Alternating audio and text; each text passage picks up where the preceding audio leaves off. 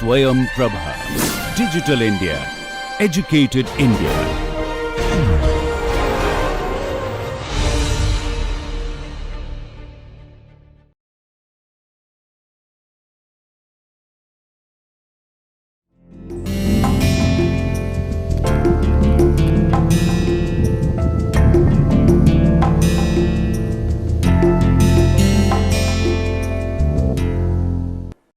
Hello friends, so introduction to R software के स्वयं प्रभा के course में आपका फिर से एक बार स्वागत है।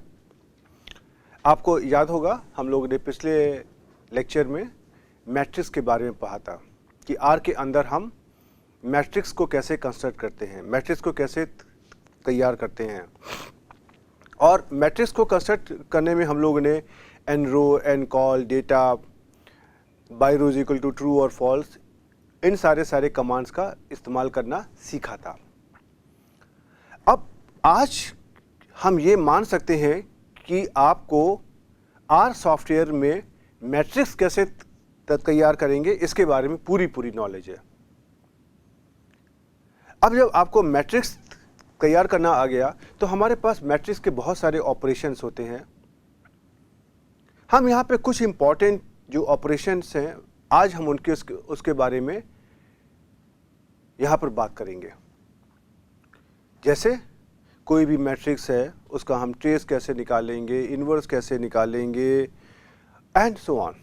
इस तरह के ऐसे तो आप अगर देखोगे तो बहुत सारे मैट्रिक्स के ऑपरेशंस हैं और ये मैं आपको भरोसा दिला सकता हूँ कि जितने भी स्टैंडर्ड मैट्रिक्स के ऑपरेशन होते हैं जिनके बारे में आप किताबों में पढ़ते हैं, वो जहाँ तक मेरी नॉलेज है, मेरी समझ है, आर के अंदर सारे के सारे अवेलेबल हैं। हाँ, एक ही काम करने को एक से ज़्यादा पैकेजेस हो सकते हैं, लेकिन काम सारे के सारे किए जा सकते हैं।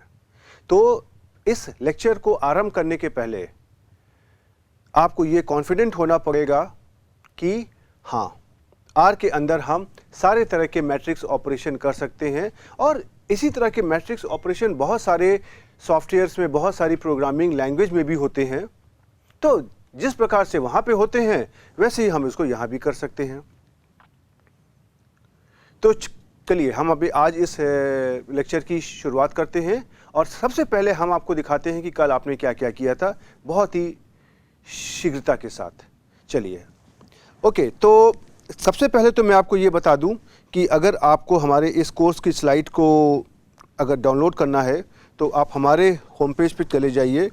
इसका एड्रेस है home.iitk.ac.in और वहाँ पे बैकस्लैश दे करके लिख दिए ~SHALAB और \SP मतलब स्वयं प्रभा, और वहाँ से आप इस लेक्चर की स्लाइड्स की PDF फाइल डाउनलोड कर सकते हैं। या आप अगर ये वाला जो हमारा QR कोड है आप इसको भी अपने फ़ोन के किसी फ्री के ऐप से आप स्कैन करके आप इस वेबसाइट पे डायरेक्ट पहुंच सकते हैं। और इसके अलावा आप अगर कोई भी सर्च इंजन पे चले जाएं, वहाँ पे हमारा नाम लिख दें और साथ में हमारा इंस्टीट्यूशन लिख दें, मतलब जैसे कि शलभ IIT कानपुर, तो आपको उम्मीद करते हैं कि मेरा होम पेज मिल जाएगा। और आप उस होम पेज पर आएंगे तो आपको स्वयं प्रभा का लिंक मिल जाएगा। आप उसके अंदर चले जाएंगे तो आपको अपने कोर्स के अंदर इस कोर्स की स्लाइड्स मिल जाएंगी जो आपको इस कोर्स को पढ़ने में सहायता करेंगी। ओके, सो अब आपको सिर्फ कल के बारे में जो आपने पिछले लेक्चर में किया था उसके बारे में एक क्विक रिवीजन करने के लिए आपको हम यहाँ पे दिखाना चाहेंगे कि आपने पिछले लेक्चर में एक 4x2 की मैट्रिक्स का कंस्ट्रक्शन किया था और उसके लिए आपने कमांड यूज़ किया था मैट्रिक्स, और उसके बाद में पैरामीटर्स यूज़ किए थे एन रो, एन कॉल और डेटा। एन रो में आपने दिया था number of rows, n col में नंबर ऑफ़ कॉलम्स, और डेटा के अंदर आपने दिया था जो डेटा आपको मैट्रिक्स में ऊपर से नीचे अर्थात कॉलम वाइज देना है। और जब आपने इस कमांड को इस्तेमाल किया था तो आपने देखा था कि आपका डेटा 2, 3, 4, 5, उसके बाद फिर से कॉलम वाइज 6, 7, 8, 9 इस डायरेक्शन में, इस दिशा में अरेंज हो गया था। ओके और उसके अलावा अगर आपको कोई भी एलिमेंट को अगर ये के बारे में इंफॉर्मेशन निकालनी थी तो आपने कमांड यूज़ किया था x और स्क्वायर ब्रैकेट में आपने उसमें रो और कॉलम का एड्रेस लिख दिया था कि आप किस एलिमेंट को कॉल करना चाहते हैं। जैसे कि अगर हम मान लीजिए हम इस एलिमेंट को कॉल करना चाहते हैं जो हमारा है 9, तो ये हमारा क्या है, ये हमारा 4th रो, चौथी रो और दूसरे कॉलम पर है। तो मैंने यहाँ पे लिख दिया x और ब्रैकेट में कर दिया 4,2। तो ये हमको चौथी रो में दूसरे कॉलम पर स्थित जो भी एलिमेंट है उसको बाहर निकाल करके दे देगा। और उसी तरीके से अगर आपको अपना डेटा रो वाइज अरेंज करना है, जैसे पहले वाले केस में तो आपने कॉलम वाइज किया, लेकिन अगर आपको रो वाइज करना है तो आप उसी कमांड में जो पहले वाला कमांड देखिए पूरा है, आप यहीं पे ऐड कर दिए by row is equal to true, अर्थात जो भी आपकी वैल्यूज़ मैट्रिक्स के अंदर अरेंज होंगी वो उसमें उनका अरेंजमेंट बाई रो सत्य है, अर्थात जो हमारी वैल्यूज़ हैं वो रो के हिसाब से अरेंज करी जाएंगी। और आप देख लोगे देखिए 2, 3, 4, 5, 6, 7, 8, 9 आपको इस डायरेक्शन में आपका डेटा अरेंज हो गया। और ये देखिए इसका स्क्रीनशॉट भी मैंने आपको दे दिया है। ओके, यहाँ तक की बात हमने पिछले अपने लेक्चर में करी थी। अब आज से देखिए हम एक आपको कुछ और तरीके के ऑपरेशन दिखाते हैं मैट्रिक्स में क्या क्या हो सकता है। अगर मान लीजिए आपको कोई ऐसी मैट्रिक्स बनानी है जिसके अंदर सारे के सारे एलिमेंट्स सेम होंगे, एक ही जैसे होंगे। कैसे कि अगर हम कहें कि एक मेरी कोई भी मैट्रिक्स है, सपोज मैंने उसको 4/2 की ले ली और हमने कह दिया कि इसके जो भी हमारे यहाँ पे 8 एलिमेंट्स आएंगे सारे के सारे हैं 3, 3।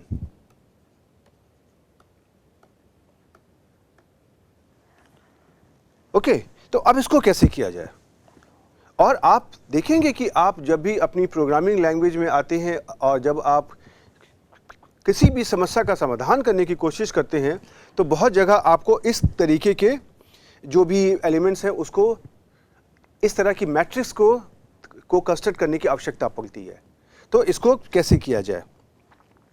ओके, इसमें देखिए अब आपका जो कमांड है वो तो सेम है मैट्रिक्स, और अगर आपको एक 4/2 की मैट्रिक्स चाहिए तो आपने क्या कर दिया, n रो इक्वल टू 4, मतलब नंबर ऑफ रोज कितनी होंगी 4, और जो अगला पैरामीटर है उसको कॉमा लगाते हुए लिख दिया n कॉल इक्वल टू 2, मतलब इसमें हमारे 2 कॉलम्स होंगे और उसके अंदर जो भी हमारा डेटा आएगा ये आपका क्या होगा, इसकी वैल्यू क्या होगी 3।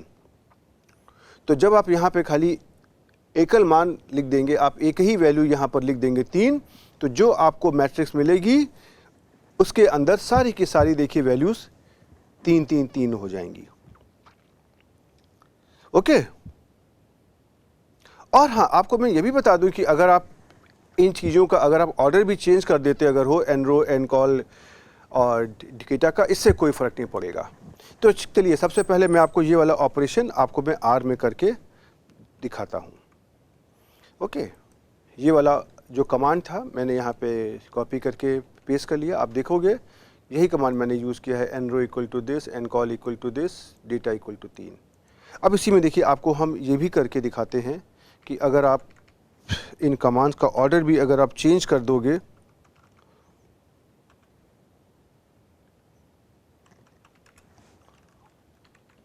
मतलब मैंने पहले वाले कमांड में लिखा था, पहले लिखा था n रो फिर n कॉल, अब मैंने क्या कर दिया, पहले कर दिया n कॉल फिर कर दिया n रो। आप देखेंगे देखिए इसमें कोई फ़र्क नहीं पड़ता है। लेकिन यहाँ पर मैं आपको एक चीज़ दिखाना चाहूँगा पक्का, और इसके थ्रू मैं आपको एक बहुत अच्छी इंफॉर्मेशन आपको देने की कोशिश करूँगा। अब अगर मान लीजिए मैंने अगर अपने मैट्रिक्स कमांड में ये जो कमांड मेरा है 2, 4, 3, इनकेस अगर इस यहाँ पर डायरेक्ट लिख दिया 2, 4, 3, मतलब मैंने यहाँ पे ये नहीं लिखा इसमें से कौन सा n कॉल है, कौन सा n रो है और कौन सा डेटा है। तो देखिए क्या होता है, देखिए ये क्या आ गया, राइट। इसने क्या कर दिया, इसने जो पहली वैल्यू है इसको इसने मान लिया डेटा, और उसने दूसरी वैल्यू है 4, इसको उसने मान लिया एनरो, और ये जो तीसरी वैल्यू है इसको उसने मान लिया अनकॉल। आपको भरोसा नहीं होता है तो देखिए हम क्या करेंगे, हम यहाँ पे कर देते हैं 10, पहली वैल्यू को हम कर देते हैं 10। तो अब देखिए क्या आया आपका, देखा आपने, ये जो पहली वैल्यू थी ये देखिए यहाँ पर रिपीट हो गई। अब हम एक काम करते हैं कि हम इसको 3 और 4 को इंटरचेंज करते हैं। तो देखिए क्या हो गया, यहाँ पर आ गया 3 आ गया नंबर ऑफ रोज, और 4 क्या आ गया नंबर ऑफ कॉलम्स। तो कहने का हमारा मतलब इतना है, कहने का तात्पर्य ये है कि अगर आप यहाँ पर अपने आर कंसोल पर आप अगर ये लिख देते हैं कि एनकॉल क्या है, एनरो क्या है, डेटा क्या है, तो आप इसको कोई भी ऑर्डर में लिख सकते हैं। लेकिन अगर आप उसका नाम नहीं लिख रहे हैं तो हर एक कमांड में हम जो भी कमांड आर में करने वाले हैं, चाहे वो मैट्रिक्स के हों या किसी और चीज़ के हों, उनकी एक डिफ़ॉल्ट ऑर्डरिंग होती है, और अगर आपने वैल्यू नहीं दी है तो उसमें से जो भी आपने जिस ऑर्डर में इन वैल्यूज़ को पैरेंथेसिस के अंदर लिखा हुआ है वो उस डिफ़ॉल्ट ऑर्डर के अनुसार अपनी अपनी वैल्यूज़ को चूज़ कर लेगा। जैसे कि ये जो पहली वैल्यू है 10, ये हमारी काहे की वैल्यू है, जो हमारी मैट्रिक्स के अंदर एंट्रीज होंगी, जो उसकी डिफरेंट लोकेशन पर वैल्यूज़ दी जानी है, ये उसकी वैल्यू है। तो आप देखोगे यहाँ पे हर एक वैल्यू हमारी 10-10 आ गई। जो भी हमारे पैरेंथेसिस के दूसरे स्थान पर संख्या लिखी हुई है 3, ये हमारे नंबर ऑफ रोज़ को दिखाती है कि हमारे इस मैट्रिक्स में कितनी रोज़ होंगी। तो आप देखिए यहाँ पे आपको यहाँ पे 3 रोज़ मिल रही हैं, और उसी तरीके से इस पैरेंथेसिस के अंदर जो भी तीसरे स्थान पर जो वैल्यू लिखी हुई है 4, ये आपको नंबर ऑफ कॉलम्स के बारे में बता रही है। तो आप अगर किसी भी कमांड में मैट्रिक्स में, उदाहरण के लिए अगर आप 10 3 4 करते हो तो 10 3 4 का मतलब होता है 10 मैट्रिक्स के अंदर आने वाली वैल्यूज़ हैं, 3 हमारे पास नंबर ऑफ रोज़ होंगी और 4 हमारे पास नंबर ऑफ कॉलम्स होंगी। ओके, तो ये आपको ध्यान रखना है। लेकिन अब सवाल आता है कि ये आपको मालूम कैसे पड़ेगा कि इसका डिफ़ॉल्ट क्या है। आप इसको देखने के लिए आपके पास एक तो हेल्प की आप सहायता लीजिए। हेल्प जो भी आर के अंदर अवेलेबल है, आर के अंदर जो सहायता अवेलेबल है आप उसकी सहायता लीजिए, तो वहाँ से आपको मिल जाएगा। लेकिन मैं जो आपको एडवाइस दूंगा, मैं आपको एडवाइस दूंगा कि ऐसे एक्सपेरिमेंट करने की आवश्यकता नहीं है जहाँ पर रिस्क बहुत ज़्यादा है कि आप क्या कर रहे हो और क्या नहीं कर रहे हो, और किसी बड़े प्रोग्राम में आपको पता भी नहीं चल पाएगा कि अंदर क्या हो रहा है। इसलिए बेहतर है कि आप हरदम आप इनका नाम देते रहिए। ये कुछ देखिए ऐसे ही बात है, जैसे आपने देखा है ना, आपके बहुत सारे दोस्त होते हैं। तो मान लीजिए आपके पास 3 दोस्त हैं और आपने उसको बुलाया, ए इधर आइए, और दूसरे दोस्त को बुलाया, ए इधर आइए, और तीसरे बुलाया, इधर आइए, ए यहाँ आइए। अब ये ए करके आपने आंख से तो बता दिया,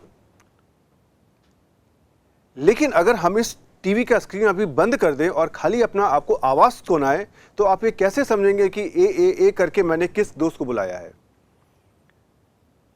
तो उस तरीके से ऐसा करने की जगह आप अगर उसका नाम लीजिए कि सोहन तुम यहां आ जाओ, रमेश तुम यहां आ जाओ, मोहन तुम यहां आ जाओ, तो ये तो समझ में आ गया ना। तो इसलिए बेहतर है कि आप इस अप्रोच को फॉलो करने की जगह आप उसमें जो भी उन पैरामीटर के नाम दे करके काम करने की आदत डालिए। कुछ लोग शॉर्टकट मारने की कोशिश करते हैं और वो आगे जा करके समस्याओं में फंस जाते हैं, और फिर एक बड़े से प्रोग्राम में आपने किस जगह पे क्या गलती करी है उसको ढूंढना बहुत कठिन होता है। आप तो ये सोच रहे हो कि आपने दिया हुआ है मैट्रिक्स 10 4 3, तो आपने तो अपने हिसाब से सपोज 10/4 की मैट्रिक्स तैयार करी हुई है, लेकिन वो तो मैट्रिक्स 4/3 की बनी है जिसके अंदर वैल्यूज़ हैं 10। तो इतना सब कंफ्यूजन क्रिएट करने से बेटर है कि आप अगर आधे मिनट का समय ले लीजिए और एन रो एन कॉल और डेटा की वैल्यू को लिख दीजिए, तो हमारी और आपकी दोनों की ज़िंदगी बहुत आसान हो जाएगी। ओके, चलिए अब हम अगले अपने कमांड की बात करते हैं।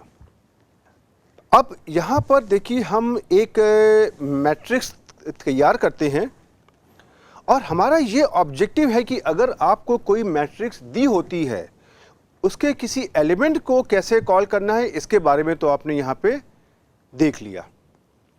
जैसे कि हमने अभी बात करी थी, हमने अपनी पिछली वाली मैट्रिक्स में देखिए ये कि अगर आपको कोई भी मैट्रिक्स के एलिमेंट को कॉल करना है तो आप इसको xi, j के फॉर्म में कर सकते हैं। लेकिन अब हम बात कर रहे हैं कि अगर हमको कोई रो या कोई कॉलम को अगर कॉल करना है तो उसको हम कैसे कॉल करेंगे।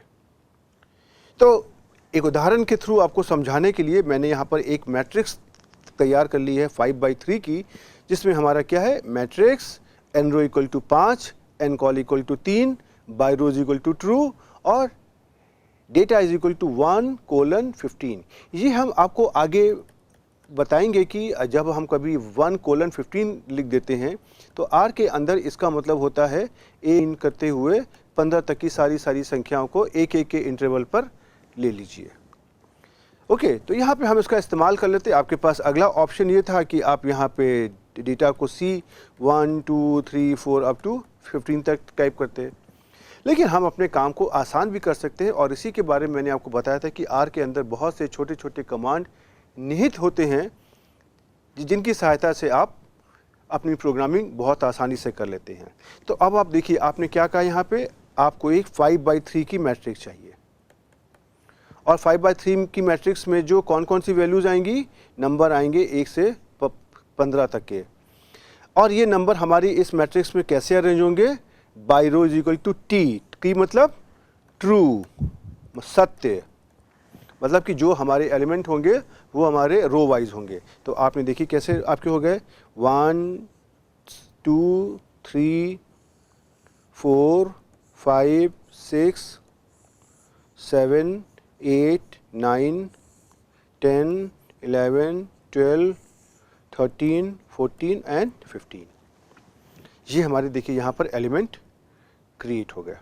ओके, अब हम एक काम करते हैं कि हमको इसी मैट्रिक्स में से डिफरेंट रोज और कॉलम को बाहर निकालना है। तो आप देख सकते हैं इसी कमांड को हम जब R कंसोल पे करेंगे तो हमारी देखिए ऐसी मैट्रिक्स बन जाएगी। ओके, अब हम देखिए एक एक करके इन कमांड को एग्जीक्यूट करते हैं। अब आप सबसे पहले हम बात करते हैं, अगर आपको मान लीजिए कोई रो और कॉलम निकालना है, तो अगर मुझे मान लीजिए कि 4th रो निकालनी है, तो 4th रो के लिए हमारा कमांड क्या हो जाएगा, x ब्रैकेट में कौन सा ब्रैकेट, स्क्वायर ब्रैकेट 4 कॉमा और उसके आगे आप यहाँ पे ब्लैंक दे दीजिए और यहाँ पे आपको क्या लिखना है, मैट्रिक्स का नाम, जो भी आपने जिस मैट्रिक्स की आप रो या कॉलम निकालना चाहते हैं उसका आपको यहाँ पर नाम लिखना है। और इस कमांड को याद करना देखिए बहुत आसान है। आप अपनी ये मैट्रिक्स देखिए, मैंने आपको पिछले लेक्चर में बताया था कि आप रो और कॉलम को कैसे आइडेंटिफाई करते हैं। जो भी हमारा यहाँ पर बेसिक स्ट्रक्चर होता है XIJ होता है। I हमारा दिखाता है रो का के बारे में और J हमारा दिखाता है कॉलम के बारे में। ओके, तो अब अगर आपको रो लिखनी है तो आप यहाँ पे लिखिए मैट्रिक्स का नाम और लिख दीजिए रो। कॉलम तो कुछ नहीं चाहिए ना, आप यहाँ पे कुछ मत लिखिए और ब्रैकेट से बंद कर दीजिए। और अगर आपको कॉलम के बारे में चाहिए तो आप लिखिए X। आपको रो चाहिए, हाँ कि ना, रो नहीं चाहिए, तो मैंने यहाँ पे ब्लैंक छोड़ दिया, कॉमा लगाया और यहाँ पे कॉलम जो मैंने J से लिखा है उसको लिख दिया। तो ये मुझको कॉलम के बारे में बता देगा। और अगर कुछ भी समझ में नहीं आता है तो आप देखिए, आप अगर हमको मान लीजिए चौथी रो के बारे में निकालनी है इन्फॉर्मेशन, तो आपने यहाँ से चौथी रो के बारे में लिखा। चौथी रो आपकी क्या है, देखिए यही तो है। और यहाँ से आपने इसके आगे किस मैट्रिक्स का आपको चाहिए चौथी रो, ये दिया हुआ है मैट्रिक्स का नाम, आपने इसको उठा करके यहाँ पे लिख दिया x और स्क्वायर ब्रैकेट में 4 कॉमा ब्लैंक।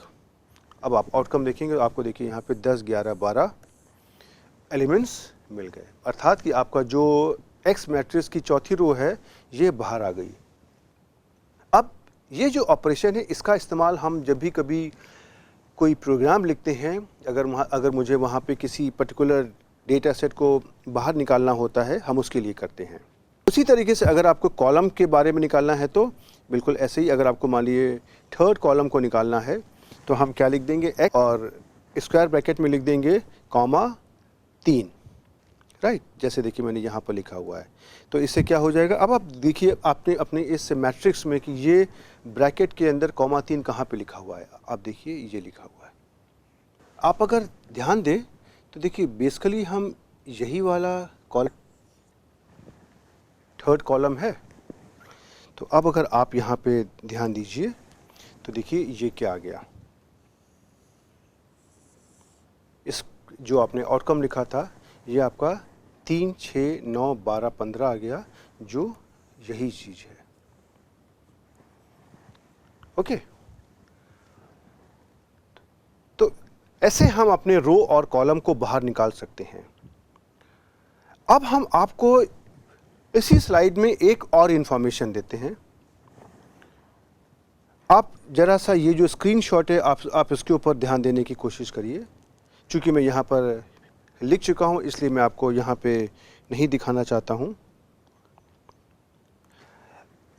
अब देखिए, अगर आपके पास, हमारा सवाल है कि अगर आपके पास कोई मैट्रिक्स का आउटकम हो और आपसे ये कहा जाए कि आप इसको पहचानिए कि ये मैट्रिक्स का आउटकम हमारा रो का है कि कॉलम का है, तो आप उसको कैसे निकालेंगे। जैसे आप इस अगर स्क्रीनशॉट पे ध्यान देते हैं तो हमें काम करते हैं, हम इसका नाम यहाँ से हटा देते हैं। देखिए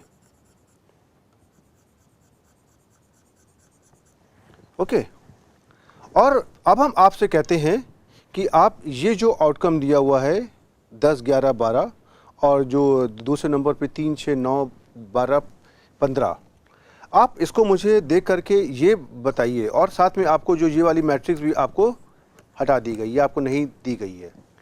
आप खाली आप इस कमांड को देख करके बताइए कि इसमें से ये 10, 11, 12 हमारी रो की वैल्यू है कि कॉलम की वैल्यू है, और या इन दोनों आउटकम्स को देख करके क्या आप ये मुझको बता सकते हैं कि ये मैट्रिक्स हमारी 4/3 ऑर्डर की है कि 3/4 ऑर्डर की है। आंसर है नहीं। इसके बारे में हम आपको यहाँ पे नहीं बता सकते हैं, क्योंकि आप अगर ध्यान देंगे तो ये जो यहाँ पर वैल्यूज़ लिखी हुई हैं और ये जो वैल्यूज़ लिखी गई हैं, ये हमारी एक ही तरीके से वैल्यू लिखी गई हैं। ये जो दिया है ना 1, ये तो दिखा रहा है पहली रो, मतलब कि यहाँ तक कि इसमें हमारी पहली रो में 10, 11, 12 तक की वैल्यू है, और ये भी दिखा रहा है कि पहली रो में 3, 6, 9, 12, 15 तक की वैल्यूज़ हैं। तो इस आउटकम को देख करके आपको कभी उल्टी डायरेक्शन में आर में मैट्रिक्स के बारे में नहीं पता चल पाएगा। हाँ, हो सकता है कि कई सॉफ्टवेयर ऐसे होते हैं जिनका हमारा आउटकम ऐसे आता है कि वो जब हमारा आउटकम देंगे तो जैसे यहाँ पे आपने लिखा हुआ है 1, यहाँ पे आपने क्या लिखा है 1, तो उनके केस में, उन सॉफ्टवेयर में कभी कभी ऐसा होता है कि ये 1 कॉमा करके लिख देंगे या कॉमा, तो उससे आपको अंदाज़ा लग जाता है कि ये हमारी पहली रो है कि पहला कॉलम है। लेकिन आर के अंदर ऐसी सुविधा नहीं है, ये आपको ध्यान रखना है। और कभी आप इस आउटकम को देख करके पीछे का कंक्लूजन निकालने की कोशिश नहीं करिएगा। ओके, अब हम जो मैट्रिक्स मैंने अभी तैयार करी है उसी में हम आगे बढ़ते हैं, और हम यहाँ पे एक सवाल है कि किसी मैट्रिक्स में से अगर मुझे किसी सब मैट्रिक्स को बाहर निकालना है तो हम कैसे निकालेंगे।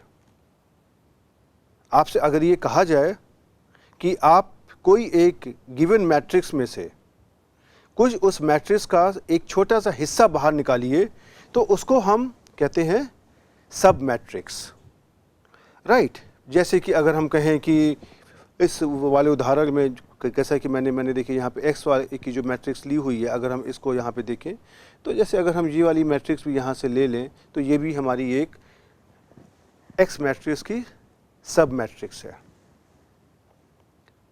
ओके, अब यहाँ पर जो मैंने एक उदाहरण लिया है ये आपको समझाने के लिए है, और इसके साथ में हम इसको आर कंसोल में आपको करके दिखाएंगे। तो चलिए पहले हम एक काम करते हैं, हम अपने आर कंसोल में कुछ आसान उदाहरणों को हल करने की कोशिश करते हैं। लेकिन इसके पहले आपको ये समझना है कि आपको क्या करना है।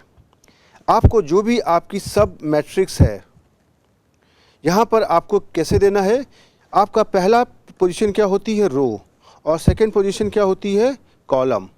तो आपको जिस जिस रो और कॉलम के एलिमेंट्स निकालने हैं वो आप यहाँ पर लिख दीजिए,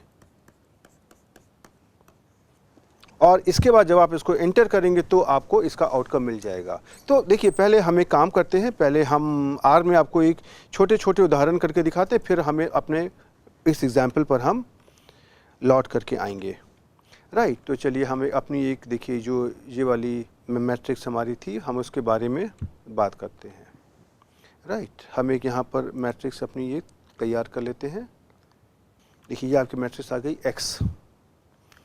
अब मान लीजिए कि आपको कोई इसमें से ऐसी मैट्रिक्स निकालनी है जिसको आपको सेकेंड और थर्ड रो को लेना है, मतलब कि रो नंबर 2 और 3 होना चाहिए, और कॉलम आपके भी सपोज मान लीजिए कि 1 से 2 होने चाहिए। अब देखिए यहाँ पे क्या आ रहा है, 2 से 3 रो होनी चाहिए, मतलब अर्थात कि ये रो और ये रो होनी चाहिए, और कॉलम क्या होने चाहिए, 1 और 2। तो ये हमारा पहला कॉलम की वैल्यूज होंगी इसके नीचे, और जहाँ पे हम हाईलाइट कर रहे हैं इसके नीचे कॉलम 2 की वैल्यू होंगी। तो अब अगर ध्यान दें तो रो नंबर 2 और 3 और कॉलम नंबर 1 और 2 दोनों का जो इंटरसेक्शन कहाँ पे आ रहा है, ध्यान दीजिए आप, मैंने इसीलिए देखिए इसको हाईलाइट कर दिया है। अब आप जो पहले और दूसरे कॉलम को देखिए और ये बताइए कि इसमें से कौन सा पार्ट हमारा हाईलाइट हो रहा है। आप अगर ध्यान देंगे तो देखिए यहाँ पे ये 4, 5, 7 और 8 हाईलाइट हो रहा है। आप यहाँ पे आउटकम देखिए, ये देखिए आपको 4, 5, 7, 8 मिल गया। तो ये आपको देखिए एक छोटी सी सब मैट्रिक्स मिल गई। ओके, चलिए अब हम आपको फिर से इसमें एक और उदाहरण लेते हैं। हम यहाँ पे आपको जो हमारा 1 और 2 जो मैं हाईलाइट कर रहा हूँ, और 4 और 5 ये वाली मैट्रिक्स मुझको बाहर निकालनी है। तो अब इसका आपको एड्रेस कैसे देना है। आपको ये जो 1 और 2 हैं ये आपकी पहली रो पे हैं, 4 और 5 आपके कहाँ पे हैं, ये आपकी पहली रो पर हैं, और आपको खाली जो बस पहले और दूसरे कॉलम में जो है 1 और 4 और दूसरे कॉलम में है 2 और 5, इनको खाली लेना है।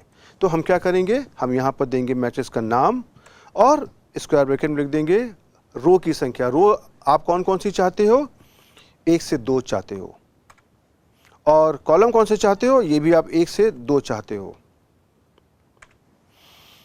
ओके, तो आप देखेंगे आपको यही देखिए मिल गया, 1, 2, 4, 5। ओके, ऐसे ही आप अगर मान लीजिए कि आप ये वाला हिस्सा आप निकालना चाहते हो, अर्थात चौथी 5वीं रो और कॉलम 1, 2, 3 आपको चाहिए। तो आपने देखिए अभी जो पार्ट मैंने यहाँ पे हाईलाइट किया हुआ है, ये वाला इस मैट्रिक्स का पार्ट आपको बाहर निकालना है एज अ सब मैट्रिक्स।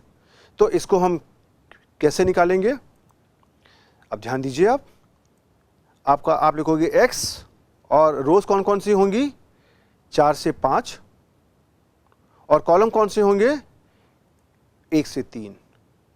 ओके, अब देखिए यहाँ पे क्या आता है, x 4 से 5 और कॉलम 1 से 3। देखिए ये क्या आ गया, यही मैट्रिक्स तो आ गई जो आपने यहाँ पे लिखी थी, और ये मैट्रिक्स, और देखिए ये मैट्रिक्स समान है। Okay right.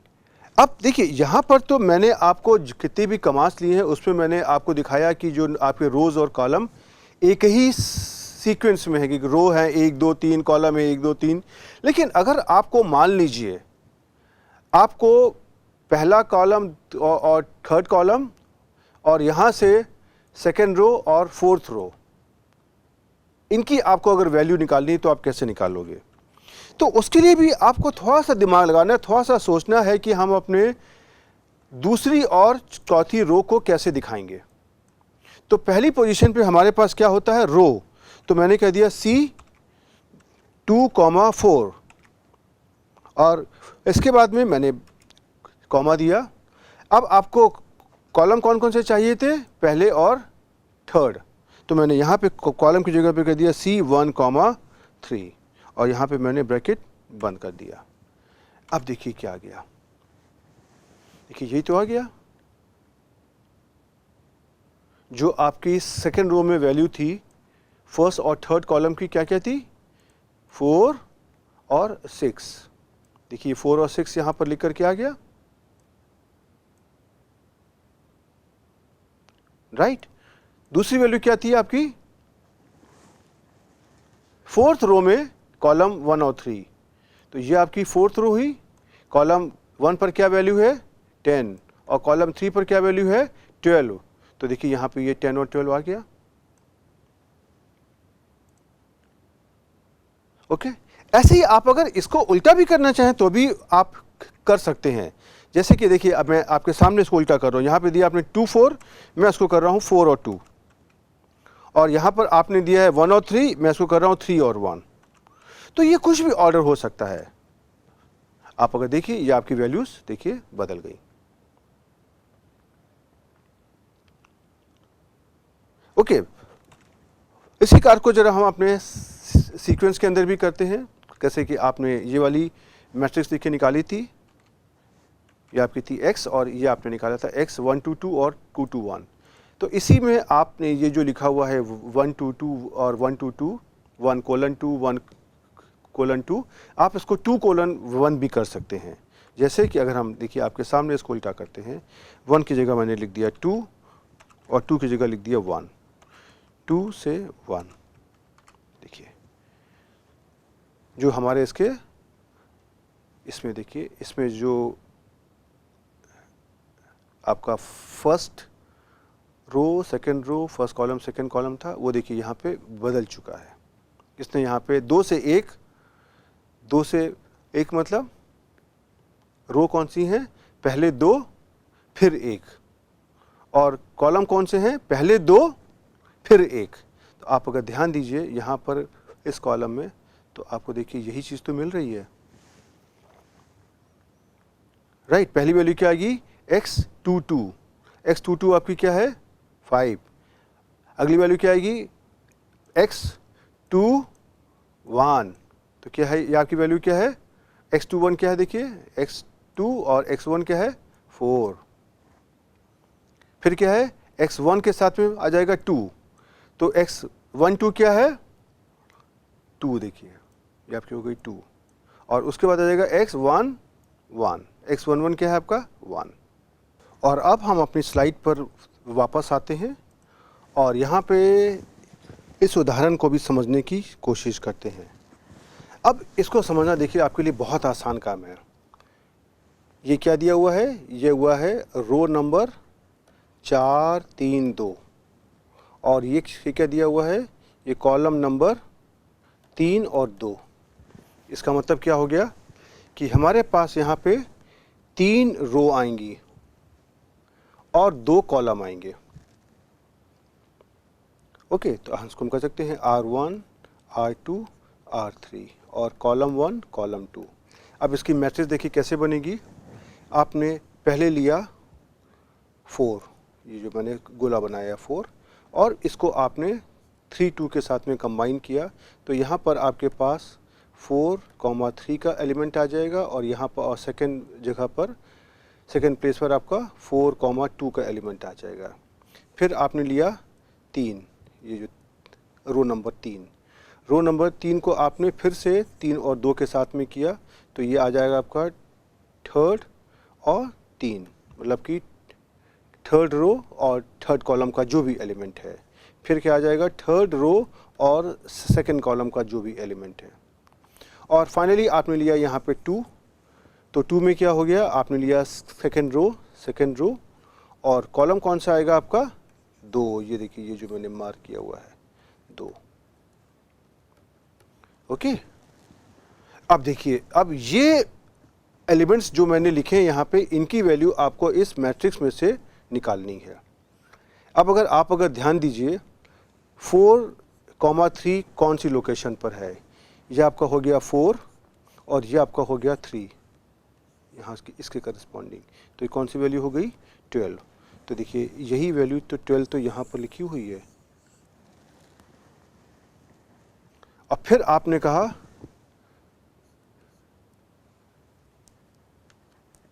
4,2, अब 4,2 आपका क्या हो गया, फोर्थ रो और सेकेंड कॉलम क्या हो गया, ये नंबर 11। तो यही नंबर 11 तो आपका यहाँ पर देखिए लिखा हुआ है। और इसके बाद में फिर आपने क्या किया 3,3, अर्थात थर्ड रो और थर्ड कॉलम, ये कौन सा नंबर आ गया 9। तो यही 9 ही तो आपका देखिए ये लिखा हुआ है।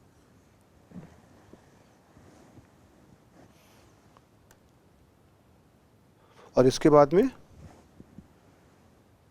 3,2 क्या हो गया आपका थर्ड रो और सेकेंड कॉलम, अर्थात ये वैल्यू क्या हो गई आपकी 8।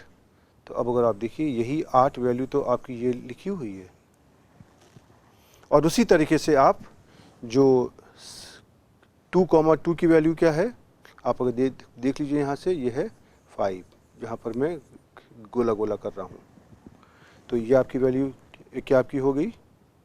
तो अब आप देखिए आपकी 2,3 कहाँ पे है, 2 और 3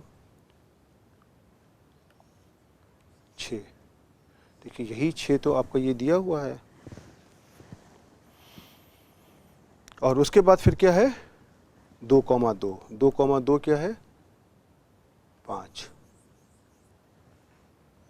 तो यही तो 5 आपको दिया हुआ है। तो देखिए आपने किस तरीके से आपने एक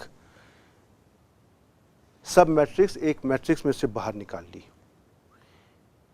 ये ऑपरेशन स्टेप बाय स्टेप समझना आपके लिए बहुत आवश्यक है।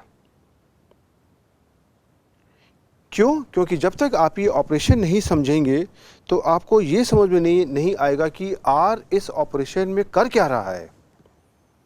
और ये तो आपको भी पता है कि किसी भी चीज़ को और किसी भी सब्जेक्ट को अगर हम बेसिक फंडामेंटल से समझने की कोशिश करते हैं तो उसकी हमारी नींव बहुत ही मजबूत हो जाती है।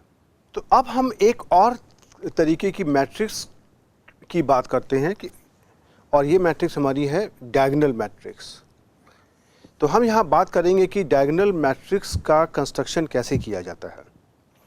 अब डायगोनल मैट्रिक्स क्या होती है, जैसे कि अगर हम कहें कोई हमारी एक मैट्रिक्स है, सपोज 3/3 की है, तो इसके एलिमेंट्स हमारे क्या होंगे x11, x12, x13, x21, x22, x23, x31, x32, x33। तो अब देखिए यहाँ पे ये जो हमारा पार्ट है इसको हम बोलते हैं डायगोनल,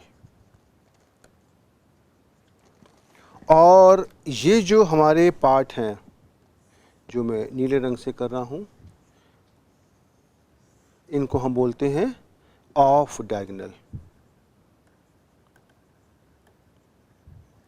और ये जो ऊपर वाला पार्ट है ये हमारा क्या है, ये हमारा डायगोनल के ऊपर वाला पार्ट है, तो इसको हम बोलते हैं अपर डायगोनल।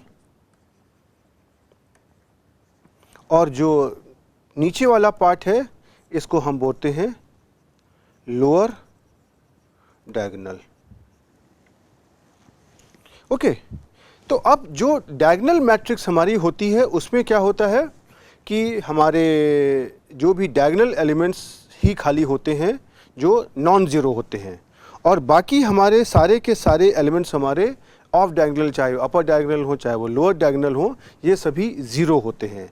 जैसे उदाहरण के लिए अगर हम कहें कि सपोज़ अगर हम एक 3x3 की मैट्रिक्स ले लें और इसमें सारे डायगोनल एलिमेंट्स हैं 2 और बाकी सारे हमारे ऑफ डायगोनल एलिमेंट्स हैं 0, तो इसको हम कहते हैं डायगोनल मैट्रिक्स।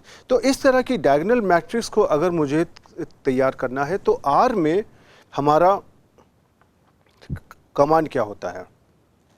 हमारा कमांड होता है DIAG, और इसके बाद जो हमारी वैल्यू है, जो भी हमारी डायगोनल की वैल्यू है उसको हम यहाँ पर लिख देते हैं। जैसे उदाहरण के लिए मैंने यहाँ पे ली हुई है 1, और एक चीज़ मैं आपको बता दूं, यहाँ पे आपको डेटा, इसको आपको डेटा इक्वल टू 1 नहीं लिखना है।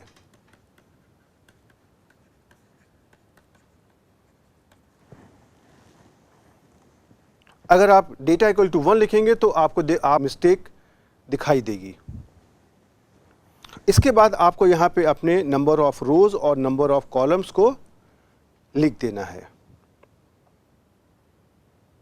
ओके, जैसे कि मैं यहाँ पे नंबर ऑफ रोज और नंबर ऑफ कॉलम दोनों को बराबर ले रहा हूँ। अच्छा, मुझे ये बताइए कि अगर हम कोई डायगोनल मैट्रिक्स करते हैं तो क्या उसमें नंबर ऑफ रोज और नंबर ऑफ कॉलम्स अलग अलग हो सकते हैं? नहीं, कोई भी डायगोनल मैट्रिक्स हमारी अगर होती है तो उसमें ये हमारी स्क्वायर मैट्रिक्स होती है, अर्थात इसके अंदर number of rose and number of columns दोनों बराबर रहेंगे हरदम। ये हमारी इसकी बेसिक डेफिनेशन है, एक ये मूल परिभाषा है डायगोनल मैट्रिक्स की। डायगोनल मैट्रिक्स क्या होती है? तो अब आप देखोगे कि आप यहाँ पे आप जो भी करोगे इसका आउटकम आपको कुछ ऐसा मिल जाएगा। इस आउटकम में क्या है, देखिए, ये जो हैं आपके डायगोनल एलिमेंट्स, ये डायगोनल एलिमेंट्स क्या हैं? 1। ये कहाँ से आ रहे हैं? ये जो आपने वैल्यू ली है 1। और ये जो आपने लिया हुआ है n रो इक्वल टू 2, ये आपको कहाँ दिखाई पड़ रहा है? देखिए, ये आपके पास यहाँ पे 2 रो हैं, और बाकी आपने क्या लिया हुआ है? n row n col equal to 2, तो आपके पास 1 और 2 ये कॉलम हो गए, और ये दोनों कॉलम देखिए आपको यहाँ पर दिखाई पड़ रहे हैं। ओके, अब हम इसी ऑपरेशन को अपने R में करने की कोशिश करते हैं। ओके, देखिए हम यहाँ पे टाइप करते हैं diagonal 1 n row equal to से 2 n कॉल इक्वल टू 2। ये देखिए आपको 2x2 ऑर्डर की मैट्रिक्स मिल गई जहाँ पर आपकी सारी वैल्यूज़ हैं, सारी डायगोनल वैल्यूज़ हैं 1। अब इसमें चलिए हम कुछ खेल करते हैं। अब मैंने इसमें कर दिया n रो इक्वल टू 2 और n कॉल को कर दिया 3। देखिए क्या आता है, ये मुझको मैट्रिक्स तो देगा, लेकिन आप ये देखेंगे कि इसमें दो पहले जो एलिमेंट्स 2 हैं, यहाँ तो इसने हमको 1 1 दे दिया, लेकिन थर्ड रो को 0 कर दिया। इस जगह पे आपको बहुत केयरफुल रहना है, और यही बात मैं हर बार सारे अपने स्टूडेंट्स को बोलता हूँ कि सॉफ्टवेयर जो भी कर रहा है वो कुछ ना कुछ करता रहेगा, लेकिन आपको ये समझना बहुत आवश्यक है कि सॉफ्टवेयर के आपको वही आउटकम दे रहा है जो आपको चाहिए। अब इसी जगह पे आप अगर ये कर दोगे n रो इक्वल टू 3 और n col equal to 3, then देखिए आपको यहाँ पर एक डायगोनल मैट्रिक्स मिल जाएगी। तो R को ये नहीं पता है कि ये डायगोनल मैट्रिक्स क्या होती है, स्क्वायर मैट्रिक्स क्या होती है, और भिन्न भिन्न तरीके की मैट्रिसेस क्या होती हैं। उसको तो खाली मैथमेटिकल ऑपरेशन पता है, वो आपका बहुत ही ओबीडियंट सर्वेंट है और वो आपका सारा काम कर देगा। अब इसी कमांड में आप अगर देखिए, जैसे आपने पहले आपको मैंने बताया था कि आपको n रो, n कॉल और DATA डेटा के 3 कमांड्स होते हैं। आप अगर यहाँ पे मान लीजिए कर दिए डेटा, तो देखिए क्या आ गया, एरर। मतलब कि ये जो डायगोनल का कमांड है ये आपको मैट्रिक्स तो दे रहा है, लेकिन डेटा को के कमांड को नहीं पहचान पाता है। तो जब हम डायगोनल मैट्रिक्स का कमांड यूज़ करेंगे तो हमको यहाँ पे डेटा कमांड का इस्तेमाल नहीं करना है।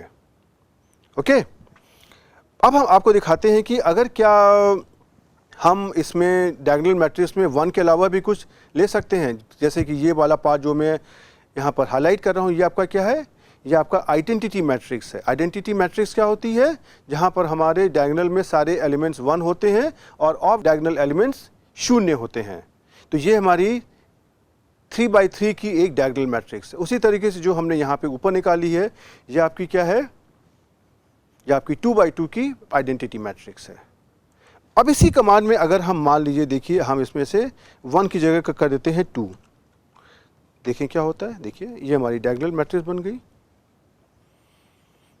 और यहाँ पर हमारे सारे एलिमेंट्स हैं 2।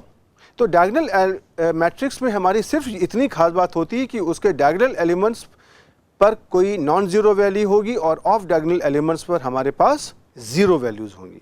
ओके, अब अगर यहाँ पर मान लीजिए कोई आप एक ऐसी मैट्रिक्स तैयार करना चाहते हैं जहाँ पर आप ये चाहते हो कि जैसे आपने यहाँ लिखा है ना, इस 3 by 3 की मैट्रिक्स में पहले डायगोनल पर है 2, दूसरे डायगोनल पर है 2, तीसरे डायगोनल पर है 2। ऐसे आप चाहते हो कि पहले, दूसरे और तीसरे डायगोनल पर आ जाए 2, 3, 4। तो आप क्या करोगे, आप इस कमांड को लिखोगे और जहाँ पे आपने डेटा की वैल्यू दी है, यहाँ पे आप सी करके लगा दोगे 2, 3, 4। और आप अगर देखोगे तो आपका क्या आ गया, पहले एलिमेंट में आ गया 2, दूसरे एलिमेंट में आ गया 3 और तीसरे डायगोनल एलिमेंट में हो गया 4। अब हम आपको यहाँ पे करके दिखाते हैं कि अगर मान लीजिए मैंने यहाँ पे सी को लिखा है 2, 3, 4, अर्थात मैंने खाली 4 ही वैल्यू दी हुई हैं, और लेकिन मैंने नंबर ऑफ रोज और नंबर ऑफ कॉलम्स को मैंने 4 कर दिया है। को देखिए क्या हो गया, जिस तरह के मैथमेटिकल ऑपरेशंस आपने पढ़ के रखे हुए थे पहले कि एक समय आने के बाद में वही वैल्यू हमारी रिपीट होने लगती है, देखिए वही वैल्यू आपकी रिपीट होने लगी। आप देखिए ये जब आप 3 रो और 3 कॉलम को लेंगे, ये तो आपका देखिए ऊपर जैसा ही आ गया 3 by 3 की। अब जो हमारी चौथी रो आ गई है, इसने क्या किया, इसने ये जो एलिमेंट था C2, 3, 4 का, इसने उसको फिर से रिपीट कर दिया, राइट। अब अगर मान लीजिए आपके पास यहाँ पे 3 एलिमेंट्स हैं 2, 3, 4, और अगर आप इसको अगर रिपीट कराना चाहते हो सारी वैल्यूज़ को, अगर आप 2 बार भी कराना चाहते हो, तो आपकी मैट्रिक्स का ऑर्डर कितना होना चाहिए, नंबर ऑफ रोज और नंबर ऑफ कॉलम्स कितना होना चाहिए, 6, 3 2 6। ओके, तो चलिए हम आपको देखिए करके दिखाते हैं। अगर हम अपने मान लीजिए नंबर ऑफ रोज को अगर हम और नंबर ऑफ कॉलम्स को अगर हम 6 कर देंगे, तो ये जो डायगोनल एलिमेंट्स आपका 2, 3, 4 आया है, ये आपका फिर से पूरा रिपीट हो जाएगा। देखिए हो गया 2, 3, 4, और फिर से आपको देखिए ये 2, 3, 4 रिपीट हो गया, और ये आपकी डायगोनल मैट्रिक्स बनती जा रही है। ओके, और इसी केस में अगर आपको मान लीजिए डायगोनल एलिमेंट देने हैं 1 2 6, मतलब अर्थात 1 2 3 4 5 6, तो आप इसको कैसे करोगे, आपने जहाँ पर ये डायगोनल एलिमेंट्स दिए हुए हैं जहाँ पर, वहाँ पर आप कर दोगे 1 2 6। जैसा मैंने आपको बताया था अभी कि अगर हम 1 से 6 तक की संख्याओं को लगातार लिखना चाहते हैं तो उसको हम कोलन के साथ में लिख सकते हैं। और अब देखिए आपको क्या मिल गया, पहला एलिमेंट मिल गया 1, दूसरा एलिमेंट मिल गया 2, तीसरा एलिमेंट मिल गया 3, चौथा एलिमेंट मिल गया 4, पांचवा क्या मिल गया 5, और छठा एलिमेंट मिल गया 6, राइट। और इसी में आप अगर कुछ भी अगर आप इसको आगे पीछे करना चाहते हो, जैसे कि अगर हम मान लो डायगोनल एलिमेंट को हम 6 से 1 तक चाहते हैं, उल्टा जो हमने अभी किया उसका, तो देखिए आप उसको कर दी 6 to 1, तो पहला डायगोनल एलिमेंट क्या मिल जाएगा 6, दूसरा क्या मिल जाएगा 5, तीसरा क्या मिल जाएगा 4, फिर 3, फिर 2 और फिर 1। ओके, तो इस तरीके से आप यहाँ पर देखिए आप अपने भिन्न तरीके के ऑपरेशन को डायगोनल्स में कर सकते हैं। तो डायगोनल मैट्रिक्स के थ्रू आपने क्या सीखा कि इस डायगोनल मैट्रिक्स के थ्रू हमको कोई भी डायगोनल मैट्रिक्स मिल सकती है जिसके हमारे डायगोनल एलिमेंट्स तो नॉन ज़ीरो होंगे, और ये नॉन ज़ीरो का मतलब ये नहीं है कि ये सब हमारे बराबर होंगे, ये हमारे कुछ भी हो सकते हैं। डायगोनल एलिमेंट्स मैट्रिक्स का जो कमांड हमारा है आर में, उसमें हम बराबर और बिना बराबर दोनों के एलिमेंट्स डायगोनल एलिमेंट्स पर लिख सकते हैं। यह आपको ध्यान देना है। तो चाहे मुझे करना है डायगोनल एलिमेंट 1 1 1 1 1 जो हमको एक आइडेंटिटी मैट्रिक्स दे देगी, और अगर हमको करना है डायगोनल मैट्रिक्स अगर बनानी है जिसके हमारे डायगोनल एलिमेंट्स 1 2 3 हैं, तो हम उसको सीक्वेंस का कमांड इस्तेमाल करते हुए, जो हम आगे करेंगे अभी, या हम इसको 1:3 कर सकते हैं। और अगर इसके अलावा आपको कुछ भी नंबर चाहिए, आपको 10 20 30 चाहिए, तो आप सी कमांड का यूज कर लीजिए। और यहां पर ऐसा नहीं है कि मैंने खाली इंटीजर वैल्यू ली है, आप यहां पर फ्रैक्शनल वैल्यू भी ले सकते हो। देखिए मैं आपको करके दिखाता हूं। इसी एलिमेंट में अगर हम यहां पर अगर हम एक फ्रैक्शन वैल्यू ले लेते हैं 1.5 को, देखिए क्या होता है। तो भी देखिए आपकी डायगोनल एलिमेंट्स पर सारी ये फ्रैक्शनल वैल्यू आ गई। फ्रैक्शनल वैल्यू के साथ में आप अगर इसमें से निगेटिव वैल्यू को भी लेना चाहें तो भी हो सकता है। जैसे मैंने 1.5 की जगह मैंने -1.5 कर दिया, राइट। तो देखिए इसमें निगेटिव वैल्यू भी आ गई। अब हम अपने इस लेक्चर में यहाँ पे रुकेंगे, लेकिन इस लेक्चर के बाद में हम जब अगले लेक्चर के पहले आपसे मिलने आएंगे, उसके पहले आपको अब बहुत सारे काम करने हैं। आपको ये छोटे छोटे कमांड्स की प्रैक्टिस करनी है, क्योंकि आप ये देखेंगे कि जैसे मैंने यहाँ पे डायगोनल का कमांड लिया, उसमें से ही हमारे बहुत सारे ऑप्शंस हैं कि हम पॉजिटिव वैल्यू लेते हैं, नेगेटिव वैल्यू लेते हैं, हम फ्रैक्शनल की वैल्यू लेते हैं, डेसिमल में लेते हैं, इंटीजर लेते हैं, राइट। हम इसके अंदर कोई एक फंक्शन को भी लगा सकते हैं। जैसे उदाहरण के लिए हम कहें कि डायगोनल एलिमेंट्स पर जो हमारे वैल्यूज़ होंगी, उसके अंदर हम सम, लॉग, स्क्वायर रूट, इन फंक्शन को भी इस्तेमाल कर सकते हैं। तो ये अब आपको प्रैक्टिस करने का समय आ गया है। आप इस लेक्चर के बाद में आप अपनी ओर से छोटे छोटे आप उदाहरण लीजिए। आपको किसी कॉपी, किताब, बुक की कोई आवश्यकता नहीं है अभी। आप खुद से एग्जाम्पल सोचिए कि इसमें डायगोनल एलिमेंट्स वाला जो हमारा कमांड है DIAG, ये हमारा और क्या क्या कर सकता है। कर तो बहुत कुछ सकता है, लेकिन इसके आउटकम हमारे आएंगे क्या, और जो मैं आउटकम अपने दिमाग में सोच रहा हूं, क्या वही आउटकम मुझको ये एक कमांड भी दे रहा है। ऐसे उदाहरण के लिए बहुत से सॉफ्टवेयर ऐसे होंगे कि अगर आपने कोई डायगोनल मैट्रिक्स को तैयार करने की कोशिश करी, और अगर आपने नंबर ऑफ रोज और नंबर ऑफ कॉलम्स को अगर बराबर नहीं रखा है, तो शायद वो आपको दे देंगे कि यहाँ पे मिस्टेक हो रही, एरर हो रही है। लेकिन आर ने ऐसा नहीं किया। आर ने आपको फिर भी मैट्रिक्स दे दी, और जो आपने एलिमेंट्स दिए थे उसको उसने रिपीट कर दिए। उसी तरीके से आपने अगर जब डायगोनल मैट्रिक्स में खाली एक ही वैल्यू रखी, से 1, और अगर आपने नंबर ऑफ रोज और नंबर ऑफ कॉलम्स को बराबर नहीं रखा है, तो भी आर ने आपको मैट्रिक्स दे दी।